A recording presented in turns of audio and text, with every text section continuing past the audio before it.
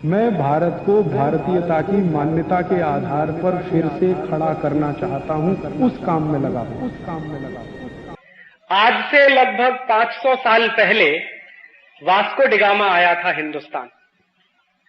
इतिहास की चौपड़ी में, इतिहास की किताब में हम सब ने पढ़ा होगा कि सन 1498 में मई की 20 तारीख को वास्को डिगामा हिंदुस्तान आया था। इतिहास की चौपड़ी में हमको ये बताया गया कि वास्को डिगामा ने हिंदुस्तान की खोज की, और ऐसा लगता है कि जैसे वास्को डिगामा ने जब हिंदुस्तान की खोज की तो शायद उसके पहले हिंदुस्तान था ही नहीं। हजारों साल का ये देश है जो वास्को डिगामा के बाप दादाओं के पहले से मौजूद है इस दुनिया में। तो इतिहास की चौपड़ी में ऐसा क्यों कहा जाता है कि वास्को डिगामा ने हिंदुस्तान की खोज की, भारत की खोज की? और मैं मानता हूं कि वो एकदम गलत है।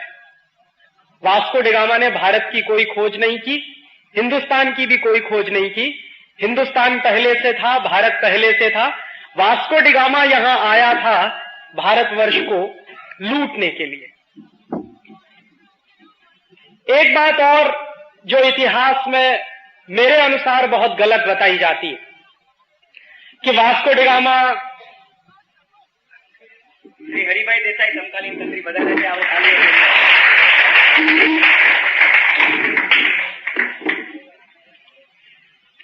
दूसरी बात जो मैं कह रहा था कि अक्सर ये कहा जाता है कि वो वास्को डिगामा एक बहुत बहादुर नाविक था, बहादुर सेनापति था, बहादुर सैनिक था और हिंदुस्तान की खोज के अभियान पर निकला था। ऐसा कुछ नहीं था।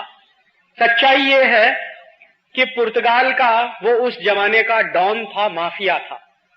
जैसे आज के जमाने में हिंदुस्तान में बहुत सारे माफिया किंग हैं, उनका नाम लेने की जरूरत नहीं है क्योंकि मंदिर की पवित्रता खत्म हो जाएगी। ऐसे ही बहुत सारे डॉन और माफिया किंग 15वीं शताब्दी में होते थे यूरोप में। और 15वीं शताब्दी का जो यूरोप था वहां दो देश बहुत ताकतवर थे उस जमाने में। एक था स्पेन और दूसरा था पुर्तगाल।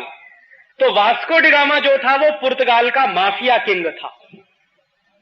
1490 के आसपास से वास्को डिगामा पुर्तगाल में चोरी का काम, लुटेरे पने का काम, डकैती डालने का काम, ये सब किया करता था। और अगर सच्चा इतिहास उसका आप खोजिए तो एक चोर और लुटेरे को हमारे इतिहास में गलत तरीके से हीरो बनाकर पेश किया गया। और ऐसा जो डॉन और माफिया था उस जमाने का पुर्तगाल का, ऐसा ही एक दूसरा लुटेरा और डॉन था, माफिया था, उसका नाम था कोलंबस। वो स्पेन का था। तो हुआ क्या था, कोलंबस गया था अमेरिका को लूटने के लिए और वास्को डिगामा आया था भारतवर्ष को लूटने के लिए। लेकिन इन दोनों के दिमाग में ऐसी बात आई कहां से? कोलंबस के दिमाग में ये किसने डाला कि चलो अमेरिका को लूटा जाए, और वास्को डिगामा के दिमाग में किसने डाला कि चलो भारतवर्ष को लूटा जाए? तो इन दोनों को ये कहने वाले लोग कौन थे?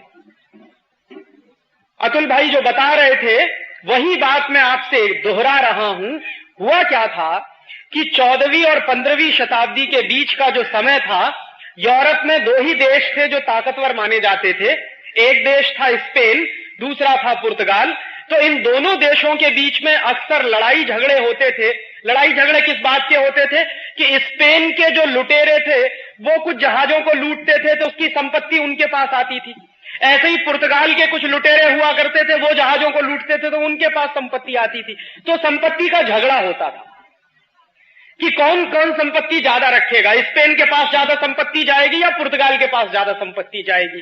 तो उस संपत्ति का बंटवारा करने के लिए कई बार जो झगड़े होते थे वो वहां की धर्म सत्ता के पास ले जाए जाते थे। और उस जमाने की वहां की जो धर्म सत्ता थी वो क्रिश्चियनिटी की सत्ता थी।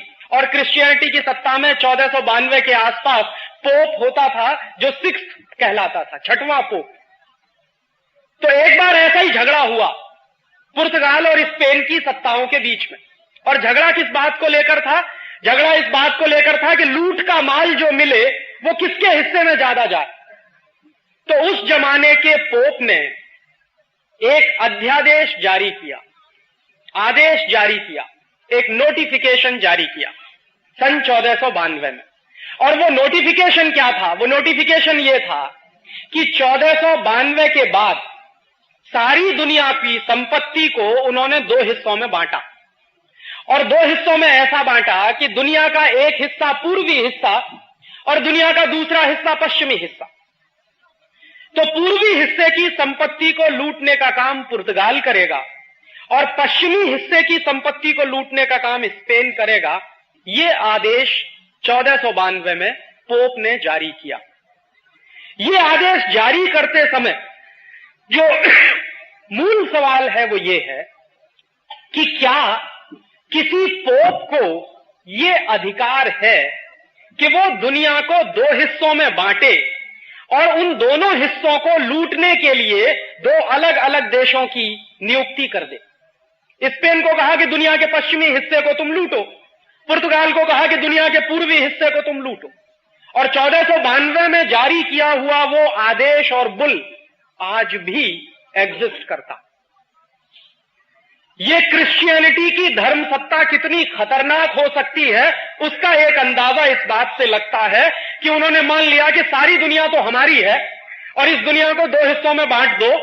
पुर्तगाली पूर्वी हिस्से को लूटेंगे, स्पेनिश लोग पश्चिमी हिस्से को लूटेंगे। तो पुर्तगालियों को चूंकि दुनिया के पूर्वी हिस्से को लूटने का आदेश मिला पोप की तरफ से, तो उसी लूट को करने के लिए वास्को डी गामा हमारे देश आया, क्योंकि भारतवर्ष दुनिया के पूर्वी हिस्से में पड़ता है। और उसी लूट के सिलसिले को बरकरार रखने के लिए कोलंबस अमेरिका गया।